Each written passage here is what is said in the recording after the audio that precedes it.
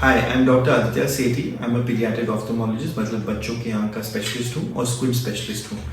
आज हम बात करेंगे और frequently asked questions on squint या तिरछापन, आंखों का तिरछापन, एम्ब्लायोपिया, लेजी आई और उसका ट्रीटमेंट जो हो चश्मे या सर्जरी। तो इसके फ्रीक्वेंटली आस्क्ड क्वेश्चंस क्या होते हैं और इसका क्या जवाब है, वो अब इस वीडियो में आपको मैं दोहराना चाहूँगा। स्क्विंट क्या होता है, पहला सवाल ये है। स्क्विंट होता है एक कंडीशन जिसमें आंख का डायरेक्शन जो है वो इनवर्ड्स, आउटवर्ड्स या ऊपर या नीचे हो जाता है, मतलब मिसअलाइनमेंट हो जाता है। और इस कारण की वजह से बच्चे को दिखने में तकलीफ होती है और कॉस्मेटिकली भी, मतलब बाहर के लोग भी बताते हैं कि इसकी आंख में कुछ गड़बड़ है। This impacts the child's vision by causing the child to either develop a lazy eye or amblyopia, मतलब उस आंख का प्रयोग ठीक से नहीं कर पा रहा है दिमाग क्योंकि वो तिरछी है, या फिर उस बच्चे को डबल विजन या डिप्लोपिया होने लगता है, मतलब वो दूसरी दिशा में देखने के कारण उसके दो इमेजेस बन जाते हैं। तो लेजी आई या एम्ब्लायोपिया ये एक कंडीशन होता है जिसमें दिमाग को एक आंख से इमेज एक्सेप्ट नहीं हो पाती, तो वो उस आंख को ग्रांटेड की तरह ले लेता है या फिर वो आंख लेजी हो जाती है। इसके अनेक कारण हो सकते हैं। फॉर एग्जाम्पल स्क्विंट, मतलब उस आंख में तिरछापन है और वो दिमाग का इमेज उसको इग्नोर कर रहा है।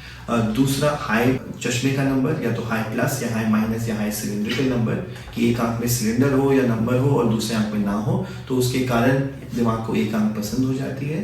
या फिर किसी और तरह का डेप्रिविएशन, जैसे कैटरैक्ट हो गया, या फिर पर्दे में कोई दिक्कत या कोई और प्रॉब्लम जिसकी वजह से रोशनी दिमाग तक पहुंच नहीं पा रही। ये सबसे कॉमन कॉजेज ऑफ एम्ब्लायोपिया है।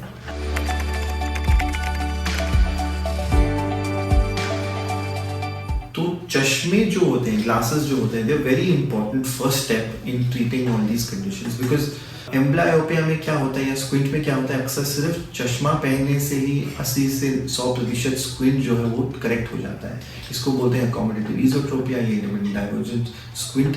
इन कंडीशंस में चश्मा ही पहला फर्स्ट स्टेप होता है और चश्मे से क्लियर इमेजेस पहुंचने पर, मतलब अगर सही चश्मा नंबर पहनने के बाद दिमाग को क्लियर इमेजेस दोनों आंख से मिलता है तो उसका लेजी होना के चांसेस भी कम हो जाता है। तो अगर एम्ब्लायोपिया या लेजी आई भी है तो पहला स्टेप डॉक्टर का अक्सर सही चश्मा लेना होता है। तो glasses play a very important role और very important first role in treating these conditions.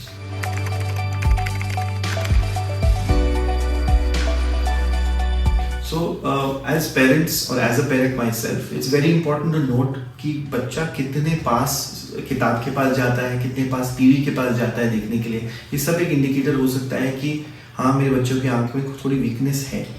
कभी कभी बच्चे आंख रब करके या स्क्विंट करते हैं और आंख को मलते हैं, ये भी एक कंडीशन हो सकता है कि बच्चे का या तो चश्मे का नंबर है या फिर कोई और प्रॉब्लम है। So these are all danger signs. अगर अलाइनमेंट आंख का प्रॉपर ना हो, अगर आप फोटो ले रहे हैं बच्चे के, उस फोटो में देखेंगे कि एक आंख अंदर की तरफ या बाहर की तरफ जा रही है, ऊपर या नीचे जा रही है, तो ये एक स्क्विंट का भी साइन हो सकता है।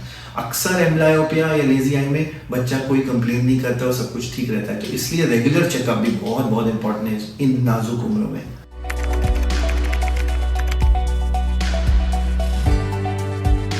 There are a lot of recommended home activities which have been suggested online and by different other practitioners, but scientifically only a few activities like orthoptic treatment, मतलब muscle exercises, और ये सब available है। As far as amblyopia is concerned, patching एक बहुत important activity है, मतलब जो अच्छी आंख है उसको हम कवर करके जो वीक आंख है उससे काम कराएं, ये बहुत इंपॉर्टेंट है। Dichoptic training which is a screen based game based activities, binocular stimulation इसको बोलते हैं, ये सब एक्टिविटीज अवेलेबल हैं, they very good. So but it's very important to know which activity to use where. So please speak to your doctors कि what are the home recommendations that we can do and what are the activities we can do to improve our situation.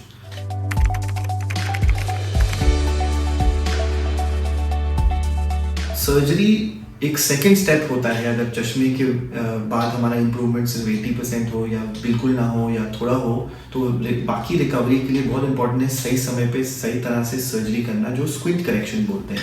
ये एक safe procedure होता है, पर इसकी planning बहुत important होती है, क्योंकि अगर प्लानिंग में कुछ गड़बड़ हो तो फिर हमारा रिजल्ट गड़बड़ देता है। तो it's very important when your doctor is satisfied एक स्क्विंट करेक्शन सही समय पे, चाहे वो नाजुक उम्र भी हो, करना जरूरी है।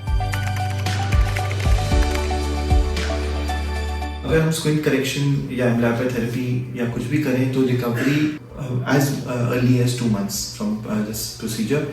Initially थोड़ी रेडनेस आँख में रहती है, और ये रेडनेस करकपन जो रहता है बच्चे में वो इसलिए रहता है क्योंकि वहाँ टाँके कभी कभी लगते हैं, कभी कभी ग्लू लगती है, तो उसका रिएक्शन थोड़ा बहुत होता है। बट इट्स वेरी इंपॉर्टेंट कि आप समय दें पूरे स्क्विंट का प्रोसीजर को, क्योंकि मैक्सिमम इफेक्ट मसल्स का 2 months में ही आता है, तो मैं हमेशा 2 महीने का समय दूंगा। So thank you so much for listening to all these frequently asked questions, और I hope कि मैंने सारे सवालों के जवाब जो आपके मन में हैं वो दे पाया हूँ। अगर नहीं दे पाया हूँ आप मुझे डायरेक्टली कॉन्टैक्ट भी कर सकते हैं, and you can leave in comments. I hope this works out to be fine, and if you have any questions please leave it in the comments.